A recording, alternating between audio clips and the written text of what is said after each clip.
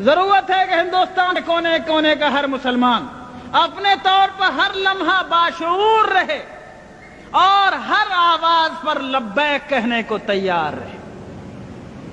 دوسری ضرورت اس بات کی ہے لوگوں کہ دین یا کوئی راستہ، آپ کے ہاں سروے میپ چھپتا ہوگا، اگر کبھی 100 برس پرانا سروے میپ آپ نے دیکھا ہو، بہت سی روڈ، بہت سی سڑکیں اس میں دیکھیں گے آپ۔ آج تلاش کریں گے وہ سڑک نہیں ملے گی، وہ ڈیڈ روڈ ہو گئی۔ کیوں؟ لوگوں نے چلنا چھوڑ دیا۔ جس راستے پر اس کی بالکل ثبوت موجود ہے کہ یہ روڈ تھی، لیکن لوگوں نے چلنا چھوڑ دیا، وہ راستہ نہیں رہا۔ اور جہاں راستہ نہیں تھا لوگ چلنے لگے تو لوگوں کے راستہ لگا لینے سے راستہ بن جاتا ہے۔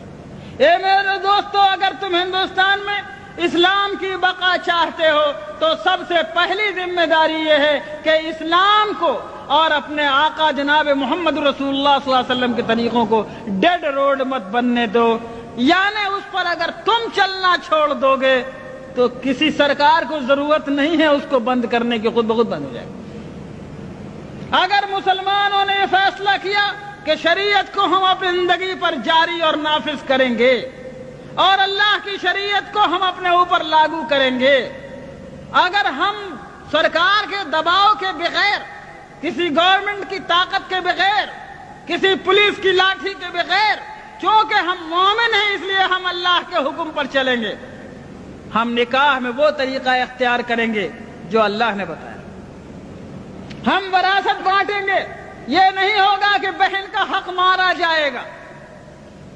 کوئی تھوڑی بہت معمولی کھیت کی زمین ہے تو بٹ جائے گی، لیکن باپ کی دکان دبئی میں تھی تو یہ نہیں بٹے گی، اور شہر میں مکان تھا مدراس میں اور پٹنہ میں اور دلی میں تو وہ نہیں بٹے گا، اس میں بہن کو حق نہیں ملے گا۔ غلط بات ہے۔ اگر تم نے اپنے ہاتھوں سے خود شریعت کو چھوڑا تو کوئی تمہاری شریعت کی حفاظت نہیں کر سکتا۔ اگر شریعت تمہاری زندگی میں چالو رہی، تم شریعت پہ عمل کرتے رہے، تو شریعت کو انشاءاللہ کوئی نہیں مٹا سکتا، اس کا بھی عہد کیا جا سکتا ہے، کوئی طاقت نہیں مٹا سکتا۔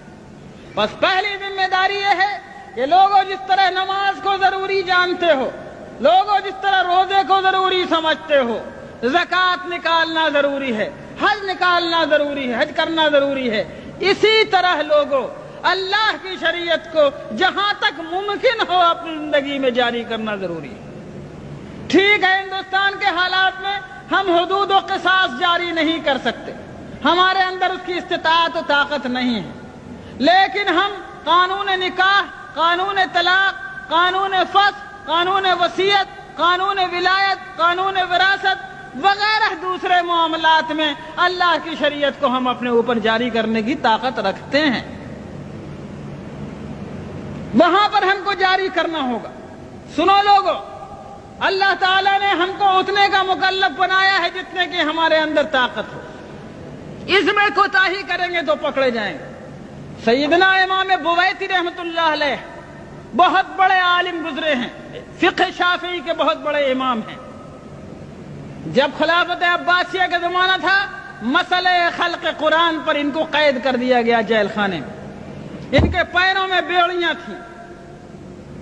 جب جمعے کا دن آتا، جمعے کی اذان کے وقت اپنے جیل خانے کی کوٹھری سے گھسٹتے گھسٹتے زمین پر نکلتے اور مین گیٹ تک جیل کے پہنچتے، سارا بدن لہو لہان ہو جاتا، خون سے بھر جاتا۔ جب جمعے کی نماز پڑھ کے لوگ واپس آتے تو پھر یہ اسی طرح گھسٹتے گھسٹتے اپنی کوٹھری تک جاتے۔ لوگوں نے کہا حضرت آپ ایسا کیوں کرتے ہیں؟ آپ قید میں ہیں، آپ جمعے کو جا نہیں سکتے، پھر کیوں آپ گیٹ تک اپنی تکلیف فرماتے ہیں؟ کہا کہ اور کچھ نہیں، اللہ تعالیٰ نے کہا ہے اذا نودی للصلاة من یوم الجمعة فاسعوا الى ذکر اللہ، اے لوگوں جب جمعے کی اذان پڑھے تو دوڑو اللہ کے ذکر کی طرف۔ میں اس بات سے ڈرتا ہوں کہ جہاں تک میں جا سکتا ہوں اگر وہاں تک نہیں گیا تو کہیں اللہ مجھ سے پوچھ نہ لے کہ بویتی تجھ کو میں نے گیٹ تک جانے کی طاقت دی تھی، تو وہاں تک تو جاتا، آگے لے جانا نہ لے جانا میرا کام تھا، تو میں اللہ کو کیا جواب دوں؟ सैयदना इमाम बुवैती के इस वाक़े से, जो एक निजी और शख्सी वाक़या है, मिल्ली जिंदगी में हमारे और आपके लिए इबरत का एक सामान मौजूद है। मिल्लत इस्लामिया हिंदिया अगर ये सोच करके सब कुछ हम नहीं कर सकते, जो थोड़ा कर सकते हैं उसको भी छोड़ देने को तैयार होगी, तो याद रखो पूरा दीन तुम्हारे हाथ से निकल जाएगा। लेकिन जितना भर करने की इस्तिताअत तुम्हारे अंदर है, जितना भर अमल करने की ताकत तुम्हें इस मौजूदा हालात में अल्लाह ने दी है, उतने भर अहकाम पर अमल करने का फैसला करो। इंशाअल्लाह खुदा ताला हालात को बदलने वाला है। आगे का नतीजा हमारे और आपके हाथ में नहीं है।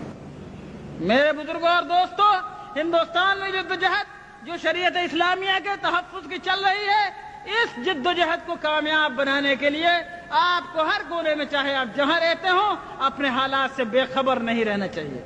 मसाइल का सही शऊर पैदा करना चाहिए, शरई अहकाम लोगों तक पहुंचाना चाहिए और अपने समाज को सही इस्लामी खतूत पर जारी करने की कोशिश करना चाहिए। अगर हमने ये सब कुछ किया तो इंशाअल्लाह हिंदुस्तान में हमारा इस्लामी वजूद बाकी रहेगा और कोई साजिश इसे मिटा नहीं सकेगी। अल्लाह हमको और आपको हक और खैर की तौफीक अता फरमाए।